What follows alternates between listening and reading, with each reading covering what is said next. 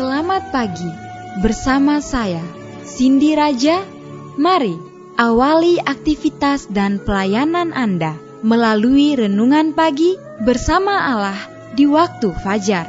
Dengan doa dan bimbingan darinya, kita dapat diyakinkan bahwa pada hari yang mulia itu, ketika Yesus kembali untuk mengklaim miliknya, bahwa kita akan menunggunya di sana dengan tangan terbuka dan disambut ke hadiratnya yang kekal. Ditulis oleh Ellen G. White bersama Pendeta Denny Kanajo. Selamat mendengarkan. Shalom, selamat pagi para pendengar yang diberkati oleh Tuhan dimanapun Anda berada saat ini. Kita akan sama-sama mendengarkan firman Tuhan melalui audio renungan pagi pada tanggal 16 September 2022 dengan judul Kedamaian. Sebelum kita melanjutkan bacaan renungan kita pada pagi hari ini, kembali saya mengajak semua para pendengar yang setia untuk tundukkan kepala dan berdoa bersama-sama. Bapa kami yang bersemayam di dalam takhta kerajaan sorga, terima kasih Tuhan Yesus oleh karena kasih dan rahmat Tuhan begitu besar bagi kehidupan kami, lebih khusus panjang malam di dalam pembaringan kami. Hingga tiba di pagi hari ini kami dibangunkan dengan tubuh sehat dan segar. Sebelum kami melakukan segala tugas pelayanan pekerjaan kami sepanjang hari ini, kami rindu untuk belajar mendengarkan firman Tuhan. Curahkanlah kepada masing-masing kami kuasa Roh Kudus-Mu. Terima kasih Tuhan Yesus, dengarlah doa kami Bapa, dan mau mengampuni segala dosa kami, karena kami sudah berdoa hanya di dalam nama Tuhan dan Juru Selamat kami. Amin. Ayat inti kita terambil di dalam Yohanes 14 ayat yang ke-27, demikian firman Tuhan.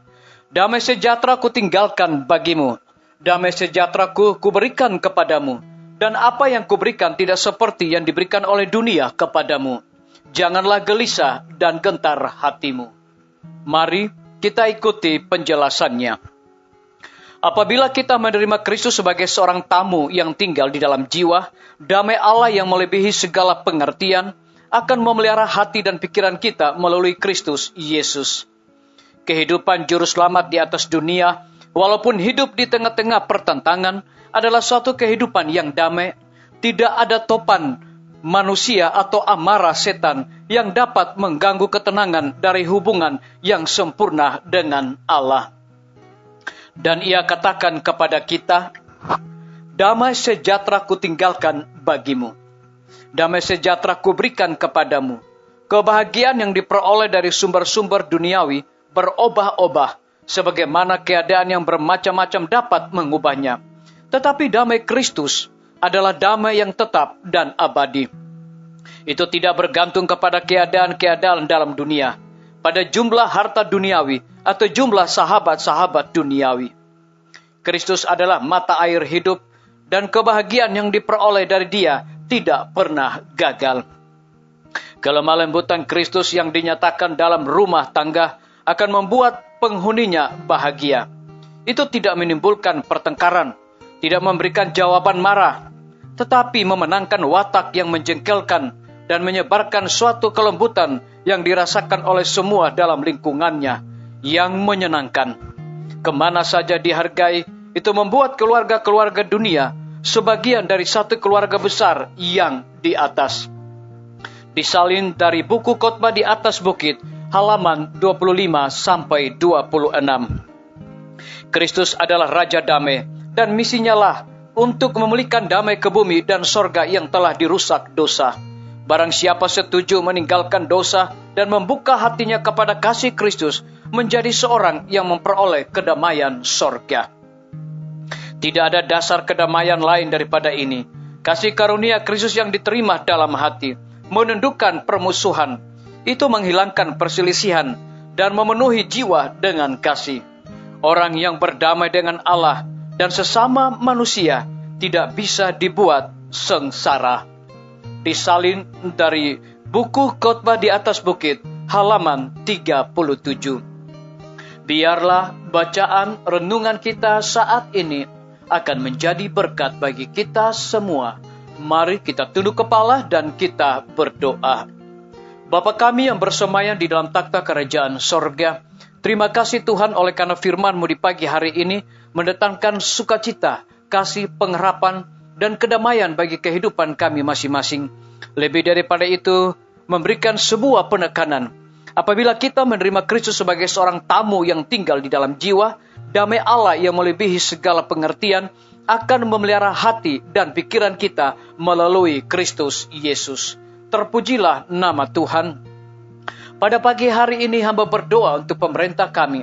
Tuhan memberkati Bapak Presiden bersama Wakil Presiden, para menteri dan seluruh stafnya, Bapak Gubernur bersama dengan wakil, Bapak Wali Kota bersama wakil, Bapak Bupati bersama wakil, camat dan seluruh stafnya, Kepala Desa, Lurah, RT, RW, dimanapun mereka berada saat ini. Kiranya Tuhan lindungi, pelihara mereka, curahkan hikmat pengetahuan sorga, kekuatan kesehatan, agar mereka dapat menjalankan roda pemerintahan di tengah-tengah pandemi dan kesukaran hidup saat ini, boleh sesuai dengan amanat dan titah Tuhan sendiri.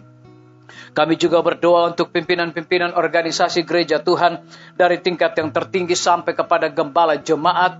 Saat ini Tuhan, mereka membutuhkan kuasa Roh Kudus dalam pelayanan mereka. Kami teringat para tim medis, Tuhan berkati dokter, perawat, bidan, semua para pekerja kesehatan yang sedang melayani di setiap rumah sakit, puskesmas, bahkan pustu. Mereka juga membutuhkan kuasa rahmat Tuhan melalui kekuatan kesehatan dan hikmat sorga. Lebih daripada itu kami berdoa untuk kelanjutan pembangunan Rumah Sakit Advent Palangkaraya, Rumah Sakit Advent Kupang. Tuhan berkati semua panitia pembangunan, para tukang dan juga material yang mereka gunakan. Dengan hikmat sorga, mereka dapat menyelesaikan bangunan tersebut tepat pada waktunya. Lebih daripada itu kami menyerahkan hamba-Mu Dr. Raymond yang telah dipercayakan untuk memimpin Rumah Sakit Advent Palangkaraya. Hikmat sorga juga Tuhan berikan kepada hamba-Mu ini. Kami berdoa untuk guru-guru, kepala sekolah, setiap siswa, mahasiswa dan para dosen. Hikmat sorga, pengetahuan, kekuatan, kesehatan Tuhan curahkan kepada mereka agar dapat mendidik setiap anak-anak dalam setiap lembaga pendidikan untuk memiliki karakter Yesus Kristus. TNI, Polri, PNS, wira swasta, petani, pedagang, nelayan, ojek online, dan saudara-saudara kami yang ada di dalam penjara. Tuhan lindungi mereka, hiburkan mereka, dan cukupkan segala kebutuhan mereka. Para pendengar yang setia yang berulang tahun saat ini, dengan bertambahnya usia yang Tuhan percayakan bagi hidup mereka, mereka juga selalu bersyukur dan melayani Tuhan senantiasa. Yang berada di dalam kebimbangan ketidakpastian hidup, Tuhan berikan iman yang teguh untuk mereka terus berharap bersandar hanya kepada Tuhan Yesus. Terima kasih Bapa yang baik, ampuni kami Tuhan, karena kami sudah berdoa hanya di dalam nama Tuhan dan Juru Selamat kami. Amin. Sampai jumpa. Tuhan Yesus memberkati kita semua.